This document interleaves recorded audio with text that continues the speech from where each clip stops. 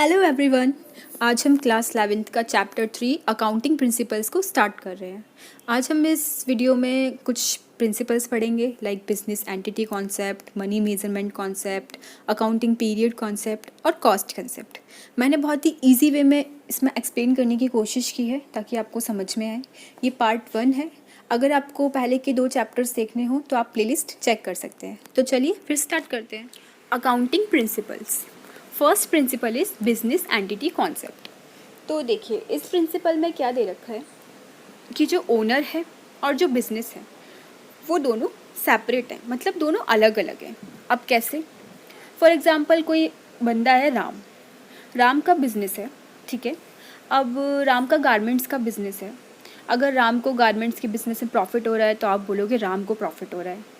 नुकसान हो रहा है बिजनेस में तो आप बोलोगे राम को नुकसान हो रहा है, राम ही इसके सारे एक्सपेंसेस को बियर कर रहा है, इसको पूरा मैनेज कर रहा है। बट नहीं, अकाउंटिंग क्या बोलती है?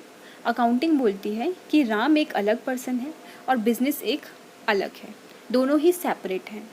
अकाउंटिंग बोलती है कि राम ने तो सिर्फ पैसा दिया है बिजनेस में जो भी ट्रांजेक्शन्स हुए हैं उससे हमने मान लिया कि फ़ायदा हुआ है। वो फ़ायदा हमने किसको दिया है? वो फ़ायदा उस बिज़नेस एंटिटी ने राम को दिया। अब जैसे राम का कोई पर्सनल खर्चा है कि राम कहीं घूमने गया, वहाँ पे उसके जो भी खर्चा आया, तो वो क्या कोई बिज़नेस में थोड़ी ना लिखेगा? वो कोई बिज़नेस से रिलेटेड एक्सपेंसेस थोड़ी ना है, वो उसके पर्सनल एक्सपेंसेस हैं। तो वो हम बिज़नेस में शो नहीं करेंगे। अगर हम बिज़नेस में उसको शो करेंगे तो हमारा प्रॉफिट कम होगा, तो वो तो फिर एक्चुअल प्रॉफिट नहीं हुआ। तो अकॉर्डिंग टू अकाउंटिंग, आपका जो बिज़नेस है और जो आपका ओनर है वो दोनों ही सेपरेट पर्सन हैं। तो चलिए इंग्लिश में समझते हैं। नहीं तो 3 इडियट्स तो आपने देखी होगी ना कि आप बोलना क्या चाहते हो। उसमें क्या होता है, एक रटी रटाई डेफिनेशन होती है, उसको आपको लिखना होता है। तो चलिए अब इंग्लिश में देख लेते हैं लिखा क्या है एक्चुअल में। अकॉर्डिंग टू दिस कंसेप्ट, इस कंसेप्ट के accordingly business is treated as a unit separate and distinct from its owner, creditor and other. Okay. Next principle is money measurement concepts. अब मनी मेजरमेंट कॉन्सेप्ट में क्या है? हम बस उन्हीं transactions को रिकॉर्ड करते हैं जिनको हम किस में एक्सप्रेस कर पाएँ, किस में देख पाएँ, इन टर्म्स ऑफ मनी। ठीक है। अगर पैसे से रिलेटेड ट्रांजेक्शन नहीं है भैया, जहाँ पे पैसा नहीं है अकाउंट्स में तो आप पैसा ही पैसा देखने वाले हो। जहाँ पैसा नहीं है भाई उसको तो हम रिकॉर्ड नहीं करेंगे। अब आप एग्जाम्पल ही देख लो। अब लड़ाइयाँ हो रही हैं प्रोडक्शन मैनेजर के बीच में, उप्स यहाँ पे मैनेजर लिख दिया, प्रोडक्शन मैनेजर के बीच में और सेल्स मैनेजर के बीच में। अब दोनों के बीच में लड़ाइयाँ हुई हैं, ठीक है। तो जाहिर सी बात है थोड़ा बिजनेस तो रुक गया होगा। अब प्रोडक्शन मैनेजर और सेल्स मैनेजर के बीच में लड़ाई हुई है तो क्या ये इफ़ेक्ट हमने शो करा? नहीं भाई, क्योंकि पैसे से रिलेटेड ही नहीं है, इधर तो हमने कुछ पैसा वैसा दिया ही नहीं है। चलो एक और एग्जांपल ले लेते हैं। अब अगर कोई स्ट्राइक पे बैठ गया, ठीक है, हमारे एम्प्लॉयज़ स्ट्राइक पे बैठ गए, तो अब वो स्ट्राइक पे बैठ गए तो नुकसान तो हुआ ही होगा भाई। उस दिन बिजनेस नहीं चल पाया, एम्प्लॉयज़ स्ट्राइक पे बैठ गए, तो वो पैसा हम मनी में तो मेज़र नहीं कर पा रहे, तो हम उसको शो ही नहीं कर रहे, ठीक है।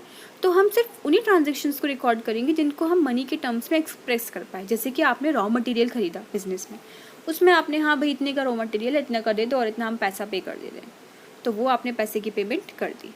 आपने 100 चेयर खरीदी, आपने 20 फैन खरीदे, उसके लिए आपको इन रिटर्न क्या देना पड़ रहा है? पैसा। तो ये सब कौन से होंगे? Money measurement. चलिए दोबारा से इंग्लिश में पढ़ लेते हैं। Only those transactions and events are recorded in accounting which are capable of being expressed in terms of money। मतलब हम उन्हीं ट्रांजेक्शन्स को रिकॉर्ड करेंगे जिनको हम पैसे में मेज़र कर सकते हैं। फिर एग्जाम्पल बता रखा है कि accounting does not record a quarrel between the production manager and the sales manager. This fact happening can not expressed in terms of money. क्योंकि ये जो फैक्ट है इसको हम पैसे में मेज़र कर ही नहीं सकते। हम क्या मेज़र कर सकते हैं कि हमने रॉ मटेरियल परचेज करा, 100 chairs, 20 fans, they are expressed in terms of money. तो ये था आपका मनी मेजरमेंट कॉन्सेप्ट।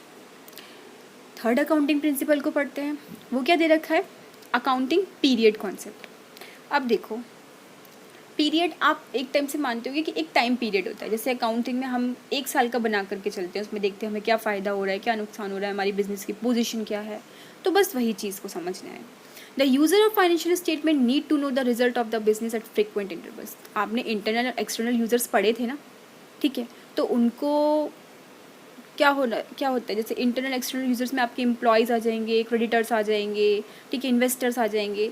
तो इन लोगों को मतलब जानना होता है कि भाई बिज़नेस में चल क्या रहा है। फॉर एग्जांपल इन्वेस्टर ने पैसा लगाया है तो वो भी तो जानेगा आपका बिज़नेस कर क्या रहा है, ठीक है। एट फ्रिक्वेंट इंटरवल मीन्स मतलब उन्हें पीरियडिकली जानने की ज़रूरत होती है कि अब पोजीशन क्या चल रही है कंपनी की, for measurement of profit of the business. 12 month period usually adopted for the purpose. तो हमने इस पर्पज़ के लिए मतलब जो पीरियड बनाया वो कितने मंथ्स का बनाया है, 12 मंथ मतलब 1 ईयर का। अब business has compulsorily to adopt financial year beginning. Business जो अडॉप्ट करता है उसका फाइनेंशियल ईयर क्या होता है, 1 अप्रैल से शुरू होता है और 31 मार्च तक ख़त्म होता है, ठीक है। वो उसका अकाउंटिंग पीरियड होता है। तो इसी को बोलते हैं हम अकाउंटिंग पीरियड कॉन्सेप्ट। मतलब आप एक साल में पूरा अपना निकालते हो कि हमें कितना प्रॉफिट हुआ, कितना नुकसान हुआ, अगर नुकसान हुआ है तो, अगर प्रॉफिट हुआ है तो, या फिर अपनी फाइनेंशियल पोजीशन क्या है, ये सब। Okay, next principle is cost concept या फिर हिस्टोरिकल कॉस्ट कंसेप्ट। अब इतना बड़ा देख करके घबराइएगा मत, मैं इजी वे में सब एक्सप्लेन कर दूंगी। अब हिस्टोरिकल लिखा है भाई तो हिस्ट्री तो लिखी ही होगी बट डोंट वरी, बहुत ही ईजी लैंग्वेज में है। आप चलिए समझते हैं, पढ़ते हैं। देखिए, कॉस्ट कंसेप्ट और हिस्टोरिकल कॉस्ट कॉन्सेप्ट, तो ये होता क्या है पहले इसको समझते हैं। देखिए, हिस्टोरिकल मतलब कि उसकी हिस्ट्री में चले जाइए। जैसे मैं थोड़ा अच्छे से एक्सप्लेन करती हूँ। फॉर एग्जांपल, आपने कोई एक्टिवा परचेज़ करी 70,000 की, आपने परचेज़ करी 2020 में। अगर मैं 2022 में पूछूँ उस एक्टिवा की कॉस्ट जो आपने परचेज़ करी है, तो क्या वो 70,000 रहेगी? नहीं भाई, वो तो 70,000 नहीं रहेगी। तो अगर मैं 2022 में पूछूँ आपसे कि एक्टिवा कितने की परचेज़ की थी, तो आप बोलोगे मैंने तो 2020 में परचेज़ की थी 70,000 की। इट मीन्स जब मैं 2022 में आपसे पूछ रही हूँ तो वो उस एक्टिवा की हिस्टोरिकल कॉस्ट है, मतलब उसकी एक्चुअल कॉस्ट उस टाइम पर कितनी थी। ओके, तो अब मैं हर साल तो ये 70,000 रिकॉर्ड करूँगी नहीं एक्टिवा की, क्योंकि एक्टिवा की वैल्यू हर साल क्या होती जाएगी, कम होती जाएगी। आज 70,000 है तो नेक्स्ट ईयर 70,000 तो रहेगी नहीं ना। तो देख लीजिए, अकॉर्डिंग टू दिस कॉन्सेप्ट, इस कॉन्सेप्ट के अकॉर्डिंगली एक जो एसेट्स होता है ordinary recorded in the books of account, हम उसको रिकॉर्ड करते हैं बुक्स ऑफ अकाउंट में एट द प्राइस, उस प्राइस पे जिस प्राइस पे हमने इसको एक्वायर करा है। सिंस एक्विजिशन कॉस्ट, जिस पे आपने इसको खरीदा है, relate to past, it is refer to as historical cost. उसी को हम उसकी क्या बोलेंगे, historical cost. This cost is basis of valuation of the assets in the financial statement. देखो, इसी कॉस्ट के हिसाब से हम जो एसेट्स की वैल्यू है उसको लिखते हैं। However, the cost concept of historical cost concept does not mean that asset will be continuously shown at their acquisition price for as long as the business entity owns them. ये बोल रहा है कि अब ये नहीं कि आपने 70,000 की खरीदी है तो आप हर साल उसको 70,000 ही शो करो। आप उसकी प्राइस को क्या करोगे, उसकी प्राइस में क्या होगा, चेंज होगा, ठीक है। क्योंकि इसमें लिखा है their cost is systematically reduced from year to year by charging depreciation. Depreciation ये कौन सा टर्म है, ये तो हमें नहीं पता, हम तो क्लास 11th के बच्चे हैं, ठीक है। हम बताते हैं, सुनो। डेप्रिसिएशन मतलब कि अगर 70,000 की एक्टिवा की कॉस्ट है तो नेक्स्ट ईयर अगर वो 60,000 की हो रही है तो 10,000 का उस पर डेप्रिसिएशन हो रहा है, मतलब उसकी वैल्यू क्या होती जा रही है, कम होती जा रही है। ओके, तो ये होता है depreciation. And the assets are shown in the balance sheet at cost less depreciation. जब आप अपनी बैलेंस शीट बनाओगे तो उसमें जो एसेट है लाइक एक्टिवा जो है तो उसको आप शो करोगे एक्चुअल कॉस्ट पे नहीं, उसकी कॉस्ट में से उसका डेप्रिसिएशन माइनस करके। अगर 2020 में वो 70,000 की है और उस पर 10,000 का डेप्रिसिएशन लग रहा है तो 2021 में वो 60,000 की हो जाएगी, 2022 में वो 50,000 की हो जाएगी। तो आप ऐसे एस्टिमेट करके लगा सकते हो। होप आपको ये चारों प्रिंसिपल्स समझ में आए होंगे। अगर आपको वीडियो अच्छा लगे तो प्लीज़ प्लीज़ प्लीज़ चैनल को लाइक कीजिएगा, शेयर कीजिएगा और सब्सक्राइब कीजिएगा।